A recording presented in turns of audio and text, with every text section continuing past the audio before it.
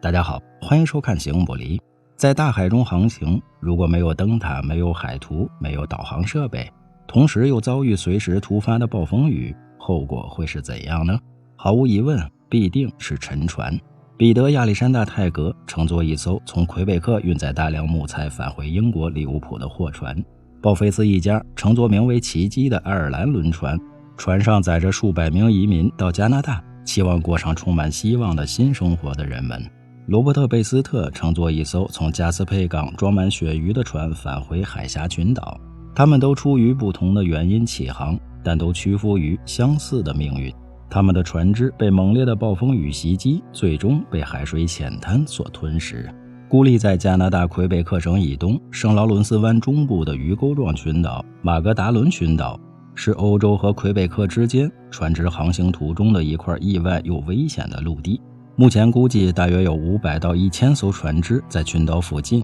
搁浅沉没。这些海难大部分发生在18和19世纪。马格达伦群岛海岸警卫队查尔斯·科米尔说，他们中的许多人，包括船长和船员以及旅客，甚至不知道圣劳伦斯湾那里有一座岛屿。曾经在一场风暴中就有48艘船沉没。在那个年代几乎没有灯塔或准确的海图，大风、大雾和礁石众多、情况复杂的水域使航行成为一种猜测押宝的游戏。然而结果则是沉船以及许多乘客丧生大海。马格达伦群岛正如刚才所提及到的，具有悠久的悲惨的风暴沉船历史。在当时遭遇海难的人中，只有最幸运或能力最强的人幸存了下来。他们无可奈何地放弃了预定的旅程，最终选择与汹涌的海浪为伴，在马格达伦群岛的海岸上建立了新的生活。如今的马格达伦群岛由8个小岛组成，其中6个小岛相互之间有公路连接。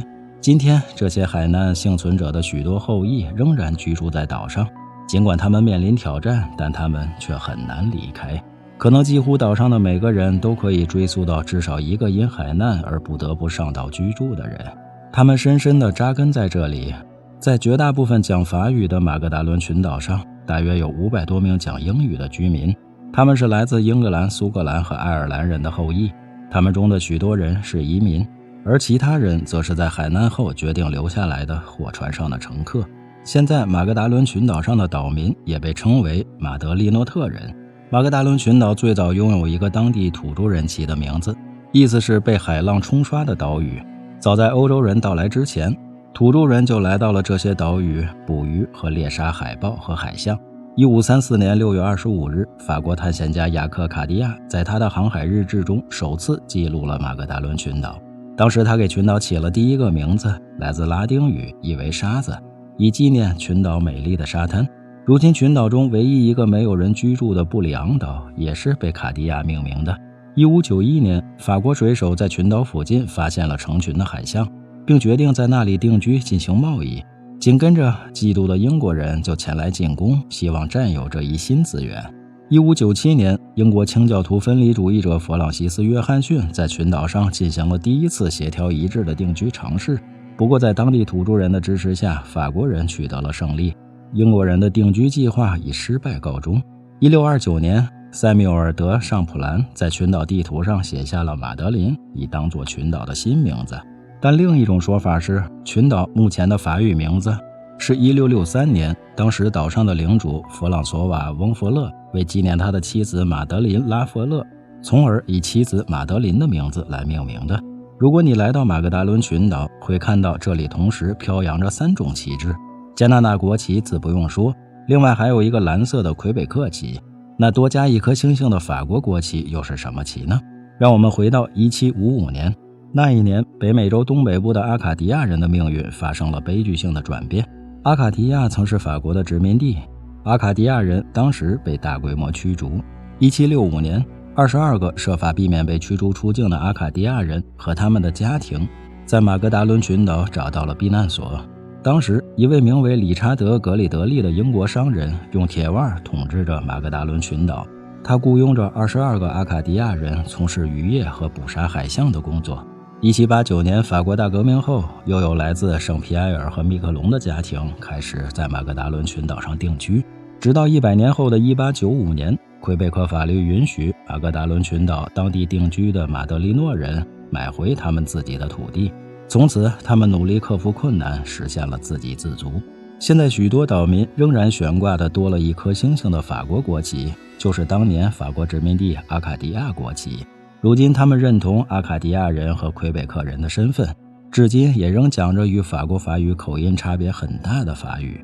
可见马格达伦群岛长期以来一直处于法国控制之下。尽管大陆上的战争之后，阿卡迪亚领土被让给了英国，但马格达伦群岛仍然受法国文化的影响。群岛上的每个岛都各具特色，从一个岛到另一个岛都会有不同的法语口音。当然，造就这一状况的原因，很大程度上还是那些沉船海难后幸存上岸定居的人。也可以这么说，一个岛上都有一个血统，尤其是那一小部分讲英语的岛民，他们只居住在2座岛屿上的3个社区里，一座是群岛北部的格罗斯岛、大岛和老哈里社区，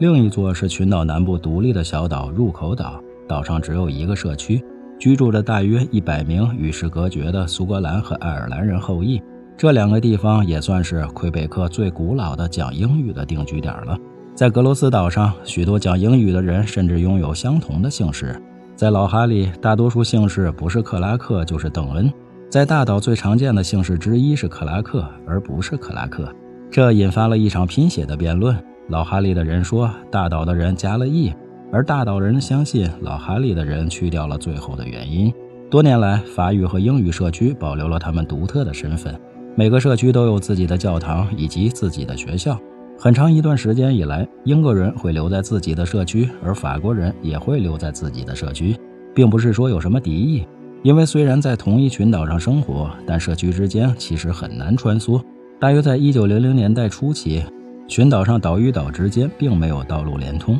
但现在就不同了。除了群岛最北端的布里昂岛和最南端的入口岛这2个独立的小岛之外，其他6个岛都有199号公路直接相连。据说群岛上的公路大约有80多公里长，环岛自驾也是非常不错的体验。其实在马格达伦群岛，即使你迷路了，不知道哪儿是哪儿，但有一种简单的方法可以快速区分英语和法语社区，那就是看房子的颜色。通常在英语地区的房屋会被漆成柔和的白色和灰色，而法语区的房屋则会更多的使用亮黄色、绿色、蓝色甚至橙色。另外，从表达方式上也有差异，比如讲法语的人更倾向于亲吻和触摸对方，而讲英语的人则会保守一些，见面打招呼更多的只是点点头而已。马格达伦群岛上的房屋不仅仅是色彩和传统，这些房屋基本上都是木质的，有些房屋甚至传承了数百年。那建造这些房屋的木材都是怎么运来的呢？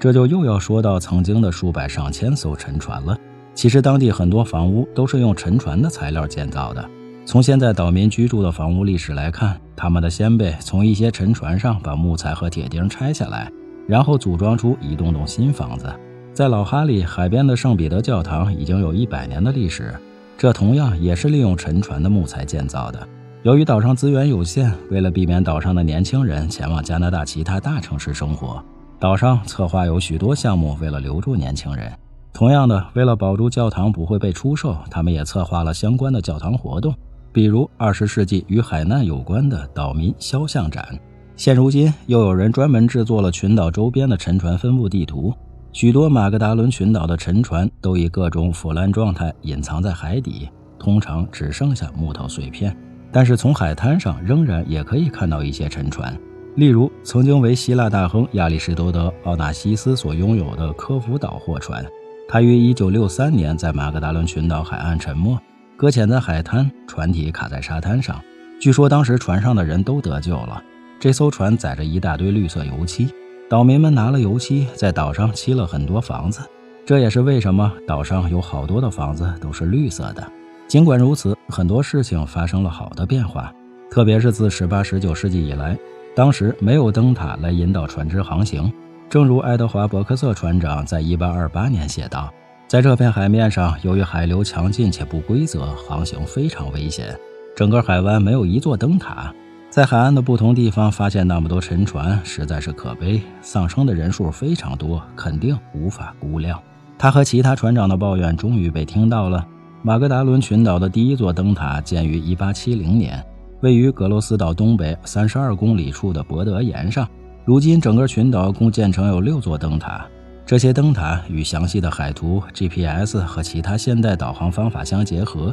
使这些脆弱而美丽的岛屿成为在附近航行的人们以及选择在这里谋生的人们更安全、更轻松的冒险之旅。马格达伦群岛曾经完全被松树林覆盖，一个古老的岩丘位于群岛的下方，岩的固有浮力迫使上层的红砂岩隆起，形成了壮观的红色海岸。同时，岛上开采岩矿也是一项重要的经济来源。曾经，马格达伦群岛因独特的海滨和海豹的美丽景象而世界闻名。不过，海冰也曾给群岛带来过很大的困扰。直到20世纪，由于浮冰使得乘船无法前往大陆，马格达伦群岛在冬季则是完全与世隔绝的。后来安装了一条水下电缆，以实现与大陆的电报通信。但在1910年冬天，电缆断裂，岛屿再次被隔离。居民们通过写信，并将信件密封在漂流的蜜糖桶中，向大陆发出紧急求救请求。当漂流桶到达布雷顿半岛的岸边后，当地居民向政府通报了紧急情况，